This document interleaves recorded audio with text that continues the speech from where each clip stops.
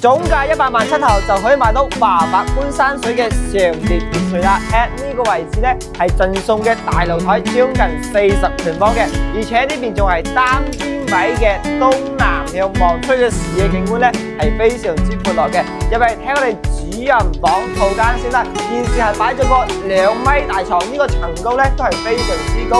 到頂嘅大衣櫃咧，入去嗰邊咧就係我哋嘅洗手間空間啦，都係做咗乾濕分離嘅。全屋咧都係做咗風管機嘅設計，呢間屋咧係源自於廚房嘅裝修用材用料咧都係非常之好嘅。現時呢個廳嘅開間咧都係將近4米嘅，現時背景牆啦，呢啲沙發背景咧都係安排上嘅，非常之大氣，非常之舒服嘅。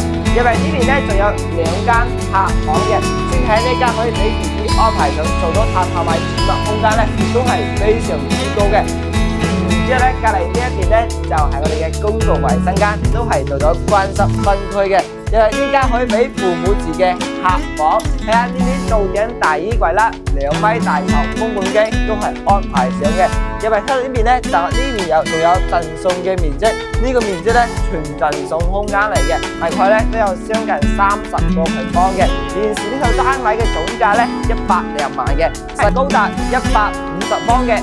2樓咧就有餐廳同埋廚房嘅空間都係非常之好。1樓咧仲有一個花園仔係非常之實用嘅。如果你最近喺度關注華發觀山水嘅上列別墅，要直接拎多人士嘅呢層單位，一定要過嚟現場睇睇啦。睇樓記得揾小拇指。